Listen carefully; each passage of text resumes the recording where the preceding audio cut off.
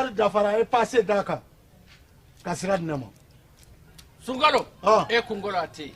dugu wari ko odima fo dugu andugu dum warata de o koni kuma tala sa e ka sama mone to yi I yere ta sita sidi ka numéro flani wari ci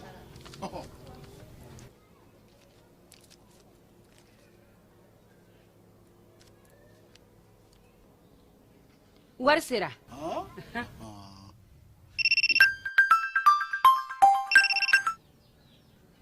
allo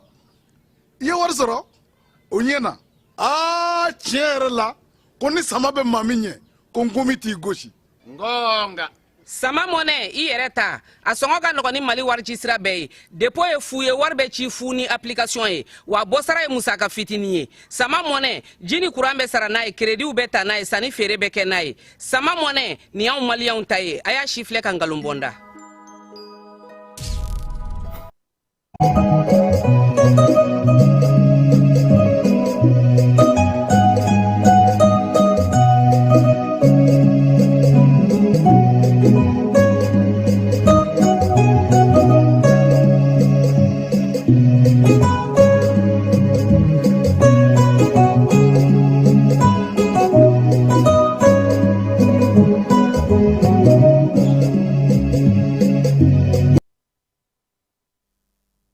tantoli ami olase awma ni watina awmunu sogole no ana ka fayo bismillah ka wulaina bamanankan kibara konna la kenam kanam na nyefol ke awye Mali ani dien fancama kuna foluka wulaina kibara bakulo bana talike kulukuru ka bara anga jamana premier ministre regional division Abdoulaye Maiga ale dugutigi ka dugutigi blon o kolobon karlike mu ne abe anga ladala dugutigi ka udon bala na fo jamana nyemo aklata chogomuna anga jamana ministriw mi anga kelecho ka ministri ani ministri chama wara ulube Burkina Faso faba kona yasa esika sanfla baraw kan ke munga ko fede wurti ka sega o baraw ke kita kaw bara liste fla obena jo jamana kuntiga klinla kono ka sangani sekoni dongo ani kalan sanye yasa kalando ulpsa kalan baraw ke chomna kuro kaw yara ka foko kurantambe ufeno abe wati jambo bi ko ka wulka jo ke oka Amerika jamana nyama Donald Trump erla ka foko critique la mawo ko bna seben fro la je ko nyuma ko baw ko affaire mbenu wala ko instinct ko Donald Trump nobe omuna ko ka sega o ka seben fro ko sege sege nununde anga wulaina kibarola kuma bado ye amna kuna folo wara fara munun kan soni ka benye fo awye e o so ko nyuma jani kuna fol sra bela jelinka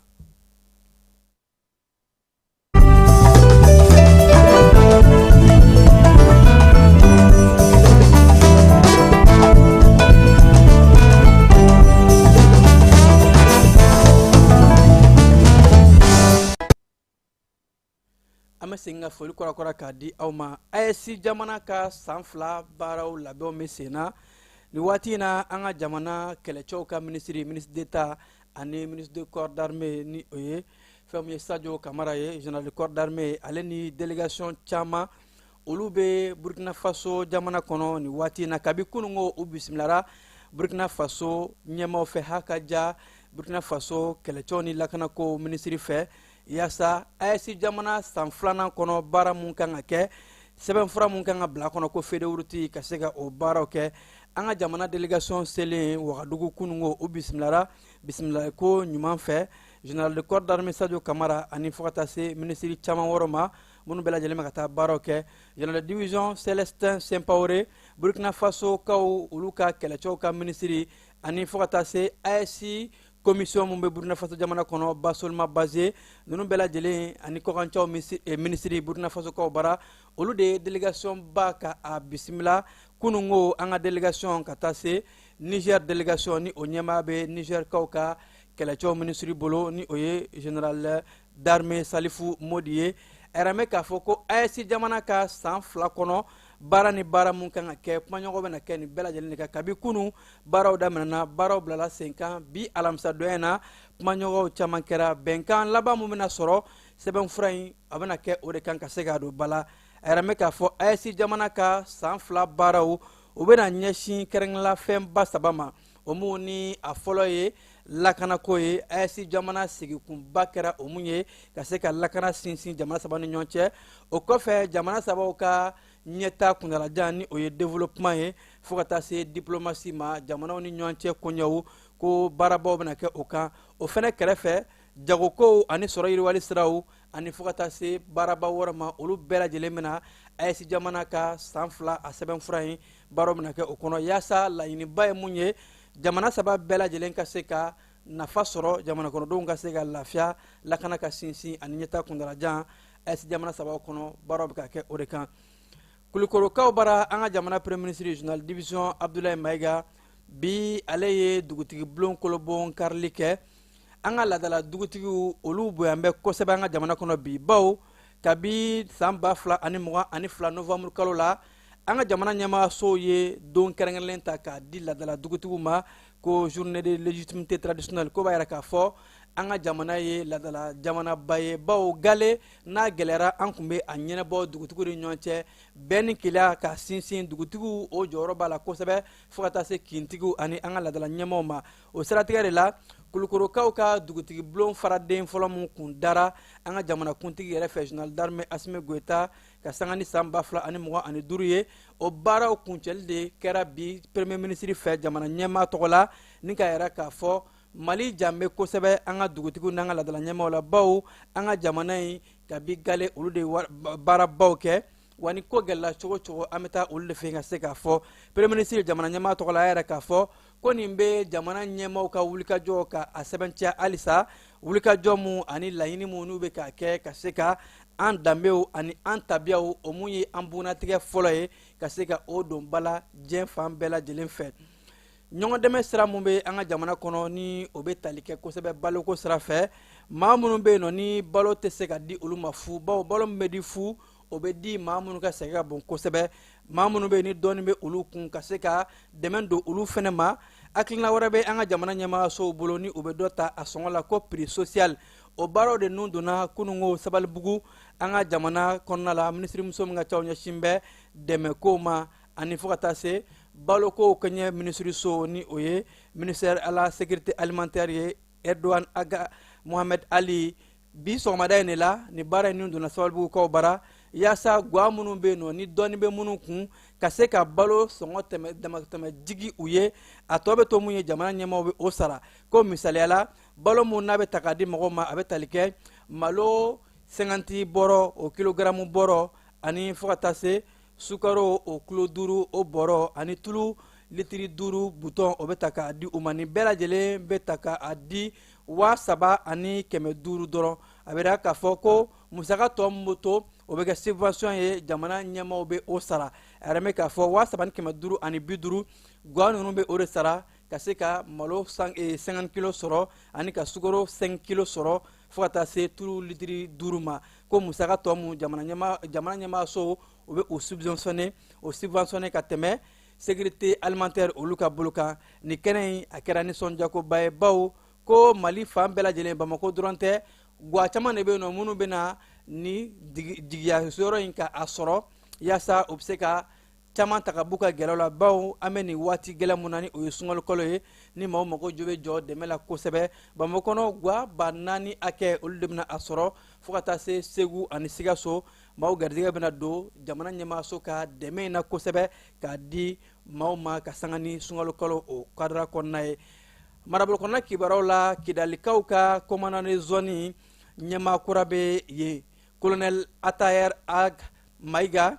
ale de kɛra Kidalikaw ka commandant de zone ye kunungo passation de service kɛra ka se ka kɛ kan filanan kɔnɔna la yaasa ni maa mun filɛ nin ye ni o ye colonel Atayer Maiga ye ko ni a bɛ Kidali marabolo dɔn kosɛbɛ bawo a ye baara ni wulikajɔ minnu kɛ a ma dogo maa si la marabolo ni a lamini bɛɛ lajɛlen a dɔn fɛn don o de la ko yɔrɔ in kalifara a ma ka se ka finitigilakaw ka a ɲɛmaa di a ma kɛnɛ mun kan ni a ɲɛmaa tun bɛ général de brigade Mamadu Masawule Samake bolo fo ka taa se Kidali marabolo ɲɛmaa Elhaji Gamu ani Kidalikadenw fo ka taa se ladala dugutigiw bɛɛ lajɛlen tun bɛ nin kɛnɛ in kan ko nin kɛnɛ in a bɛ a kun bɔ bawo ɲɛmaaya dilen filɛ maa min ma ni o ye commandant de zone ye a bɛ terrain dɔn kosɛbɛ bawo ko a ye Tɛnzɛwatɛni kɛ a ye Nara kɛ a ye Agɛlɔ kɛ Tesit Lere Ɔnbori Bulkesi a bɛ nin zone in dɔn kosɛbɛ baara min dilen filɛ a ma ko jigisigiba bɛ yen k'a fɔ a bɛna baara in kɛ ka se a dan na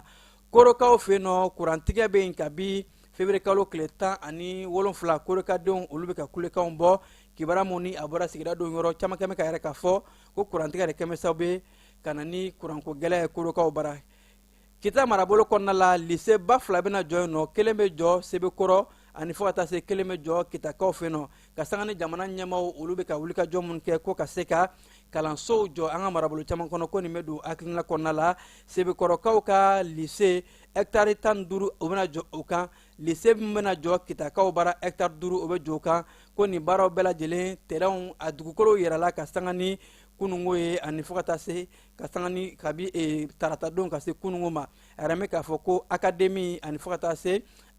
kalanko ɲɛmaaw bɛɛ lajɛlen nisɔndiyalen tun bɛ nin kɛnɛ in kan kɛnɛ mun n'a bɛna ni kalan yiriwali ye kita marabolo bɛɛ lajɛlen kɔnɔ an sɔngɔkaw bara dɛmɛ taara k'a di maaw ma kɛnɛya ko sira fɛ projet minnu bɛ yen n'u b'a wele ko MIHR ka se ka dɛmɛ don kosɛbɛ an sɔngɔ kɛnɛya tigilamaw ma a yɛrɛ bɛ k'a fɔ ko kɛnɛya tigilama minnu bɛ yen dɛmɛ bɛ don olu ma ani banabaatɔw maa min bɛ banabaatɔ kɛrɛfɛ k'u bɛna kalo kelen de ta fo ka taa se kalo 6 ɲɔgɔn ma ka se ka dɛmɛ don kɛnɛya tigilamaw ma dɛmɛ minnu bɛ tali kɛ denmisɛnninw ka se ka fura di olu ma ani baloko dayɛlɛ bɛ minnu na ni u bɛ wele ko malnutrition ani fo ka taa se ka kɛnɛya tigilamaw u bɛ musaka yɛrɛ di olu ma 8,400 ɲɔngo k'o di kɛnɛya tigilamaw ma fo kalo 6 ɲɔngo ko nin projet ko fɔlɔ ni américain ka musaka bɔlen don ko a kun tɛ dɔwɛrɛ ye ka se ka kɛnɛya ko ka a sinsin kosɛbɛ marabolo kɔnɔna in na ni o ye an sɔngɔ marabolo ani a lamini bɛɛ lajɛlen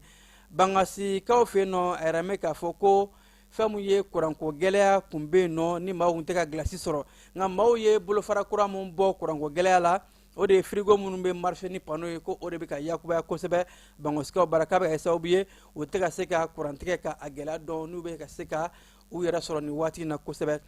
seko ni dɔnko bunakun kan sajolakaw bara seko ni dɔnko kɛnɛba dɔ bɛna sigi k'a daminɛ mɛ kalo tile 15 ka taa bila mɛ kalo tile 24 na association parijola olu de bɛna nin hakilina in bila sen kan ka yɛrɛ k'a fɔ ko sigida min bɛ sajola kɔnɔ ni sigida kɔrɔba don n'u b'u wele ko bambuk ka bɔ kayi fo ka taa se kita kɛɲɛba ani a lamini bɛɛ lajɛlen ko nin sigida in ye seko ni dɔnko sigidaba ye ka se ka o don ba la o siratigɛ de la association parijola u bɛna nin seko ni dɔnko kɛnɛba in bila sen kan parijola yɛrɛ ɲɛmaa ni o ye fɛn min ye sajola maire dankan ye moro makalu ale n'a ka cabalenw olu de ni wulikajɔ in kɛ ka yɛrɛ k'a fɔ seko ni dɔnko o bɛ tali kɛ an ka se ka an bugunatigɛ ani ka an ka jamana laadalakobaw yiriwali siraw ani kɛnɛ camanba de bɛna ɲɔgɔn sɔrɔ nin kɛnɛ in kan formation ani hakili falenfalenw fo ka taa se ka foirew suguw sigi yaasa jagokɛlaw bɛ se ka jago sɔrɔ o kɔnɔna la cogo min na kunnafonilikɛlaw senfɛ bi o kɛnɛba in a ɲɛfara jɛma ka se ka labɛn ka nin seko ni dɔnko kɛnɛba in ka a makɔnɔ kebamete fan fɛ seko ni dɔnko kɛnɛba in maa min ye a hakilina bila sen kan ni o ye moro makalu ye an bɛ ale ka kɔrɔfɔw lajɛ nin hakilina in kɔnɔna la. donc an y'a nin laɲini ka festival kɛ o ye de k'a fɔ an ka laadaw de b'an ka tunu an danbe b'an ka tunu an ye jateminɛ k'an ka sagi kɔ an ka laadaw lawuli pour que bonya ani karama o bɛ don sigida mɔgɔw ni ɲɔgɔn tɛ a bɛ don jamanadenw ni ɲɔgɔn cɛ n'o kɛra ni festival in kɛra a bɛ sɔrɔ yiriwa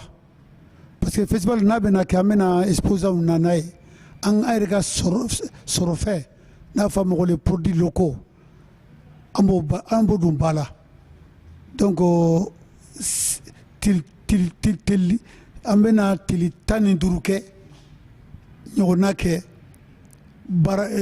a bɛna fɔ tile 10 ka taa fɔ tile 15 la an b'o kɛ ka sɔrɔ yiriwa commune kɔnɔ mais a bɛna mɔgɔw ka pouvoir d'achat ka dɔ fara o kan a bɛna parce que sɔrɔ firi ni sanni ni firi bɛ kɛ yɔrɔ yɔrɔ o bɛ sɔrɔ ko fɔ donc sɔrɔ fanfɛla la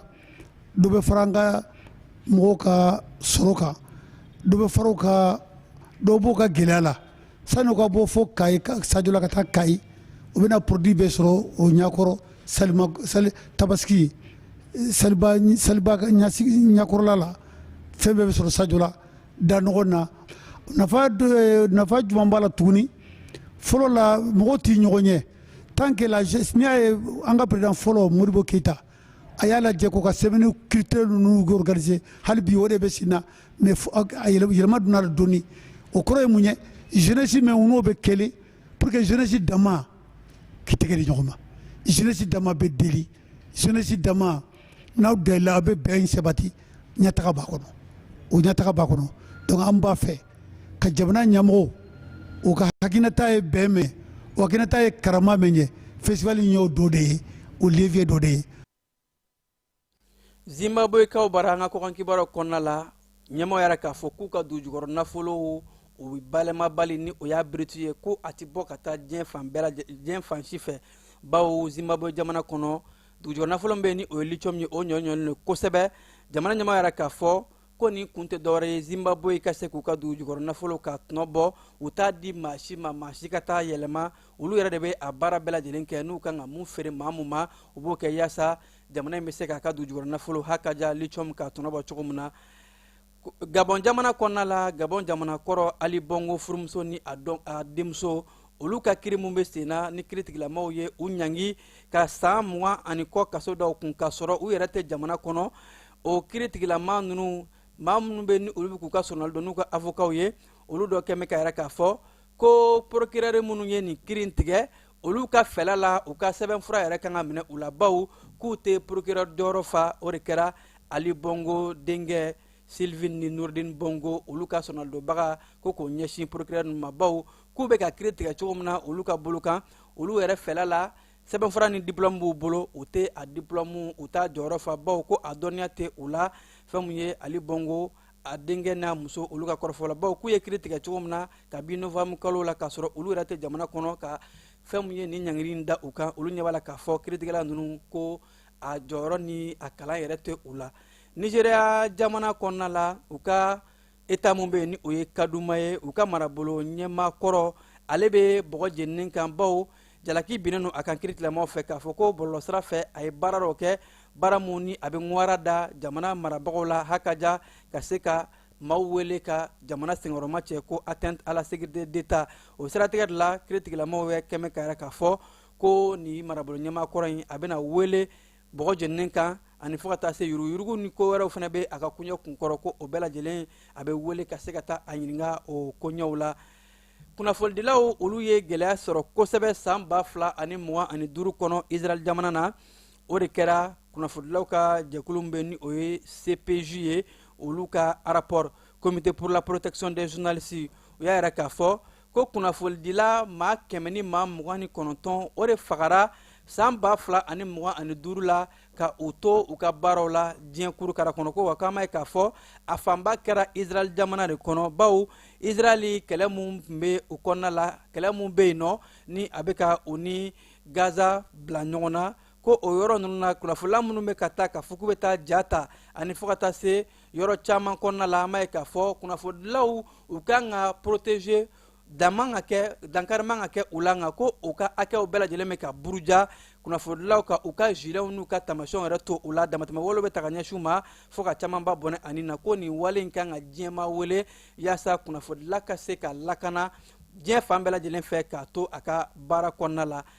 Ameriki jamana kiiritigilamaw y'a yɛrɛ k'a fɔ ko olu bɛna Donald Trump ka sɛbɛnfura ta ten sa bawo kunnafonidila caman ani fo ka taa se wasaden minnu bɛ yen nɔ ni olu ni Donald Trump tɛ fan kelen fɛ olu caman kɛn bɛ ka k'a fɔ ko affaire Epstein o affaire mun n'a kɛn bɛ ka diɲɛ yuguba ko Donald Trump tɔgɔ fɔ n bɛ sɛbɛnfura mun na ko mun na kiiritigilamaw tɛ ka o sɛbɛnfuraw ta ko o bɛ ka mun kɔnɔ kunnafonidilaw ye o kuma minnu fɔ k'a bɔgɔra dɔn ko kiiritigilamaw kɛn bɛ ka k'a fɔ jango Amɛrikɛnw ka kiiri minisiri ko don nataw la sɛbɛnfura fɛn fɛn bɛ yen nɔ n'a bɛ Donald Trump kun kan ko affaire Epstein Donald Trump nɔ mana ye fɛn fɛn na ko olu bɛna a sɛbɛnfura ta bawo ko jalaki dɔ bin bɛ jamana ɲɛmaa kan k'a fɔ ko jogojuguya wale dɔw ko a y'o ta k'a ɲɛsin musolaka dɔw ma ka sanga ni affaire mun ye n'a yɛrɛ mɛn k'a fɔ ko diɲɛ waritigiba caman olu b'a kɔnɔ bawo maa mun ni ale kun lasɔgɔlen don ni o ye Jeffrey Epstein ye ni a fagara kaso kɔnɔ ko ani ni waritigiba ninnu ni jamana ɲɛmaaba ninnu caman tɛgɛ bɛ ɲɔgɔn bolo a waatiw bolo ɲɛsin bɛ kosɛbɛ Donald Trump man ka kiiritigilama yɛrɛ k'a fɔ sɛbɛnfura bɛna ta yaasa ka se ka a ko ka a sɛgɛsɛgɛ. ne ne bɛ dan siri an ka wulada in na kibaru la mun sera ka fara ɲɔgɔn kan ni sanga na ka lase aw ma an b'aw fo ka koɲuman dɔn aw minnu kun sɔgɔlen don an na a y'aw sɔgɔlen to jani na kunnafoni bɛ to sen na nɛgɛ kaɲɛ 21 ani Kasim Tarawele min y'an sɔrɔ kibaru wɛrɛ kɛnɛ kan yan'o cɛ ne b'a fɔ ko k'an bɛn kibaru lasera aw ma a balimakɛ Vamara Berete fɛ nɛgɛ kɛrɛfɛw tun bɛ Keba Jalo bolo a k'an bɛn waati wɛrɛ.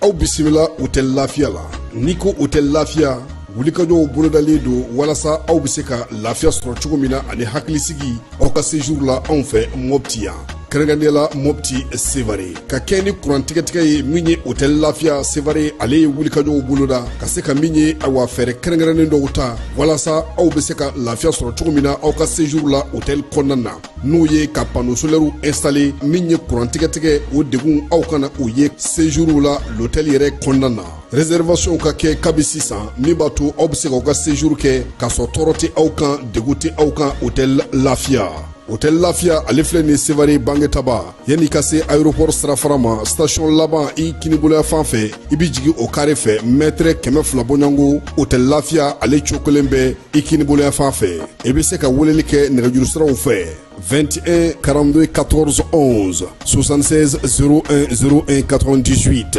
66 78 72 04 Hôtel Lafiya référence do